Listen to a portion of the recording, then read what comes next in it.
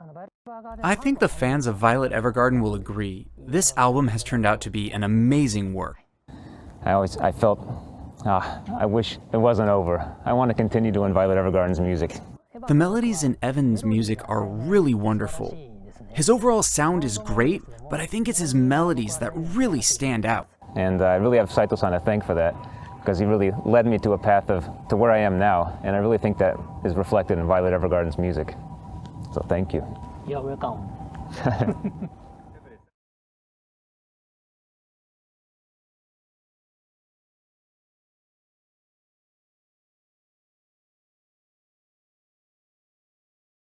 Through the creation of this piano album, we've made it so the fans can continue to enjoy the world of Violet Evergarden for just one more minute, one more second.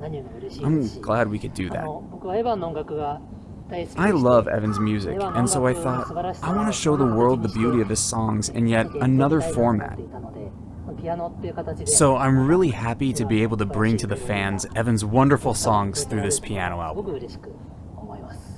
I'm very happy to get back into the world of Violet Evergarden again. It's been about 4 years since the TV series ended, and then from there we went on to Gaiden and on to the film.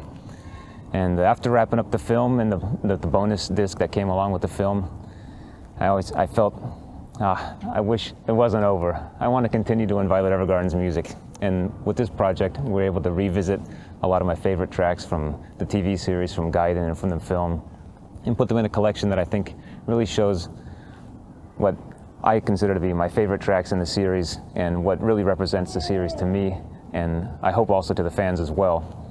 And hope you all enjoy listening to it.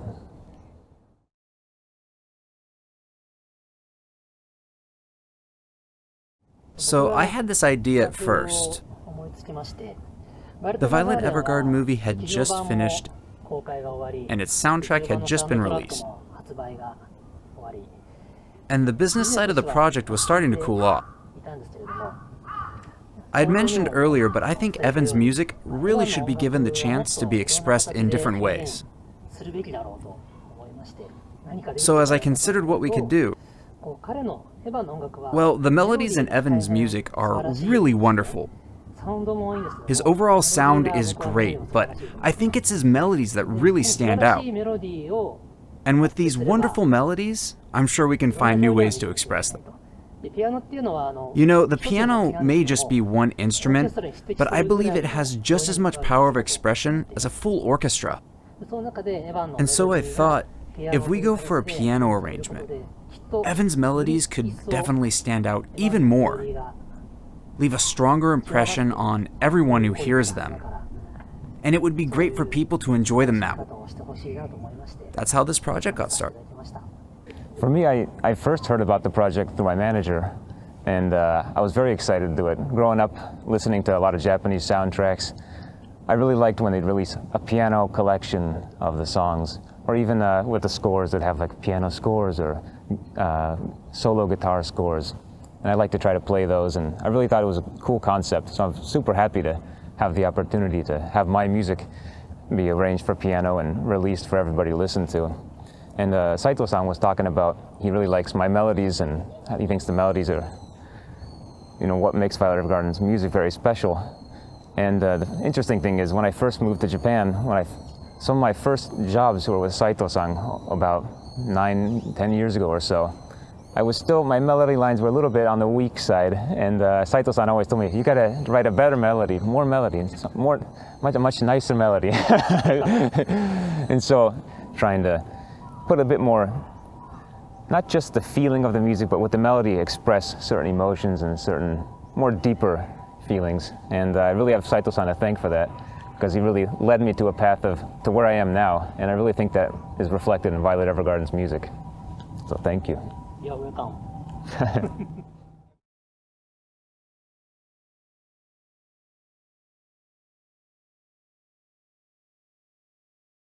Yeah, you're exactly right.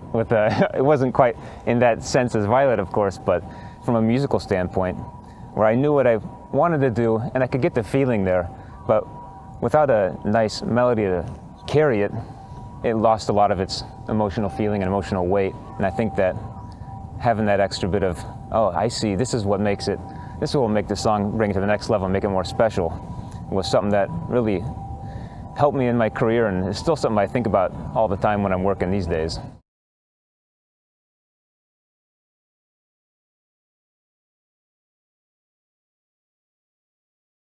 Sakai-san is, a lot of times she'll do my score preparation for certain projects. I'll compose all the music, and then while I'm still writing, a lot of times the schedule is very short, so have her produce the scores for the performers to play. But this time, I know she had great skill.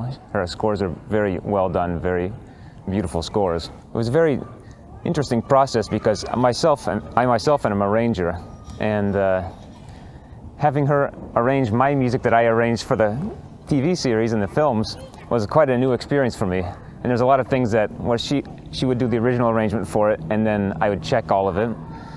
And there were parts like, to me, this is an important part, and it wasn't included in the piano arrangement, so we'd go back and forth about, actually, could you include this melody and this harmony and this counter line and whatnot to bring it into what I consider to be the ultimate arrangement of the original song.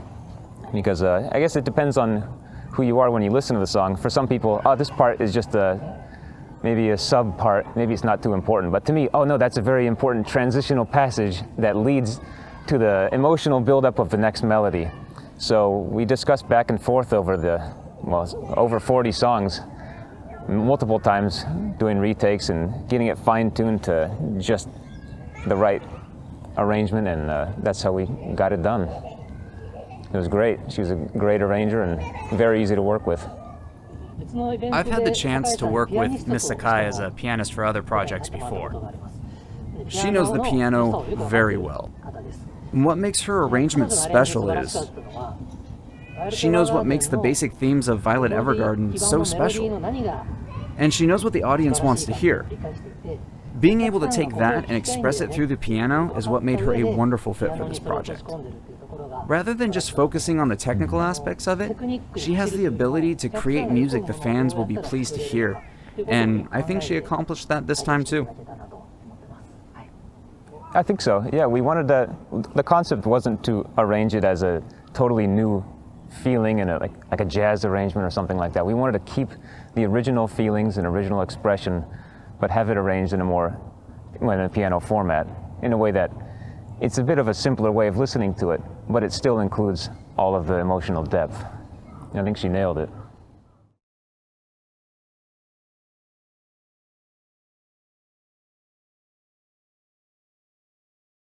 Yeah, absolutely. There was, like I just mentioned, with the trying to see what melody lines and what counter lines we pick up and include in the arrangement. That was a very big consideration, because we can't include everything. You only have two hands, you can't use your foot, so there's a limit to how much stuff you can include in it. So there was one particular song, for The Ultimate Price, for example, where it really represents not just reducing from an orchestral score into a piano arrangement, but towards the second half of the piece, we discussed, I said, well, it sounds great as it is, but I'd really like to do something a bit special, something that's not included in the original orchestral performance. So we added some really wild technique parts at the end of it, with the right hand playing a counter line while playing the melody at the same time, and the left hand's moving everywhere. So it's a bit high level and something that I could never arrange myself, because I'm not a pianist, and it's just something that I would never think of. But she really put in those impressive piano-like arranging points in there that really bring it to the next level. I think it's just like what Evan was saying. You only have 10 fingers, and each tone the piano produces is about the same. The sound it produces, the tone it produces are all the same. And it's quite difficult to ensure each sound plays a specific role in the piece. In an orchestra, there are lots of different instruments.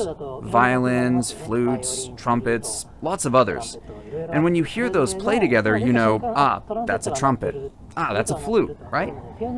But the piano is just the piano. It's the same. It's the same sound, but you change the feeling, you give each sound in a particular meaning, and I think Evan and Miss Sakai did a great job creating that expressiveness. The sound may all be piano sounds, but I think this album's tracks are just as vibrant and expressive as the full orchestra.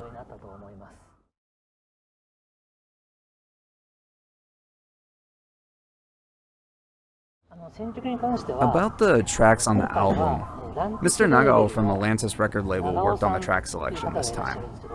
He's a huge fan, lots of love for the Violet Evergarden franchise. He came up with the initial track list and I checked afterwards. I thought we'd have to go back and forth with it, but he really put together a strong lineup of tracks. So I said there's no problem at all, and had him send them straight to Evan for him to review. I mostly left it to Mr. Nagao after that. Yeah, I think he did a great job. It's almost exactly how it is on the album. There are a few songs that, from my standpoint, I thought this might not be a good one to include just because as a piano arrangement it might not be as exciting enough, or it might not be as, for example, used as an important piece during the TV series in a way that stands out that I think that would be included on this album. So there are a few songs where I interchanged them with some other songs that he didn't choose. And but yeah, other than that, I think about 95% of the songs were the same that he chose, and I just switched out a few of them to things that I thought would be a more interesting piano arrangement and a better balanced album overall. Because when choosing the songs for the album, if everything is just maybe soft, emotional pieces, it can be a bit too much. So we wanted to include some of the happier pieces or some of the slightly weird tracks as well as even some songs from the bonus disc from the album that came out with the film, like including one of the drinking song and whatnot. It's a bit of a happy, fun song, so we thought to kind of break up the feeling of the more emotional pieces, it'd be good to include some songs like that as well. And also we discussed for the order of the tracks. That's another thing. We have 2 full discs, so we wanted to try to mostly separate it. For the first disc is mostly the TV series, and the second disc is mostly from Guiding and from the film. But there were so many songs from the TV series that we had a couple that went over to the second disc as well. But the majority of them were also used as arrangements in the film, where I rearranged them specifically to match the film. So I thought maybe I'll include those in there as well. And yeah, I think overall it has a very natural flow to it. And yeah, I think it's a good listen.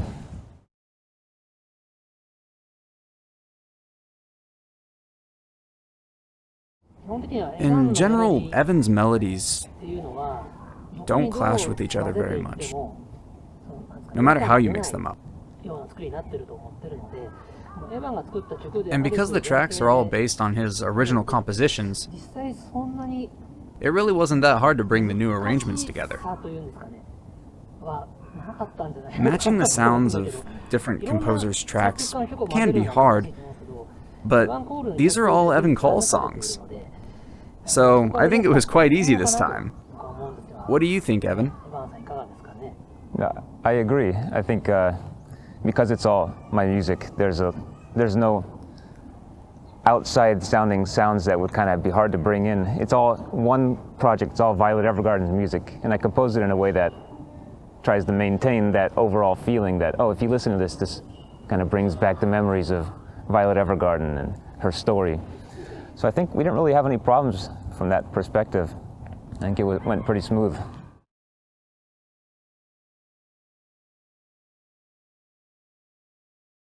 Sato-san, he played on the TV series, he played on Gaiden, he played on the film as well.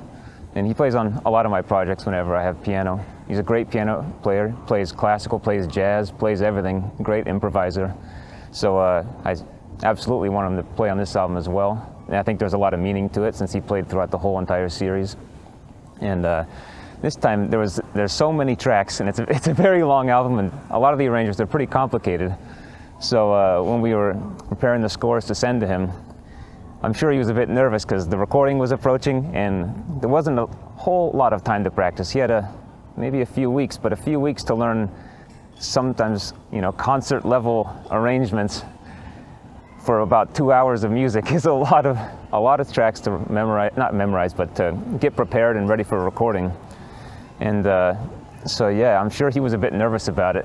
When we met him at the recording, he was oh no. But we had 2 full days, and yeah, he got it down great. But yeah, you could tell he said he was a bit nervous in the weeks leading up to it. He really didn't talk much during those 2 days of recording, right? He had this sort of don't talk to me kind of aura about him, maybe.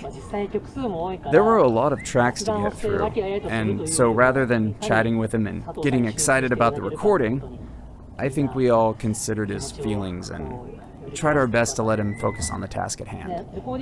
I spoke with him a while after finishing the recording, and he apologized for not talking at all for the 2 recording days. Said he just didn't have it in him to chat much at the time. But he's actually really quite a charming person usually.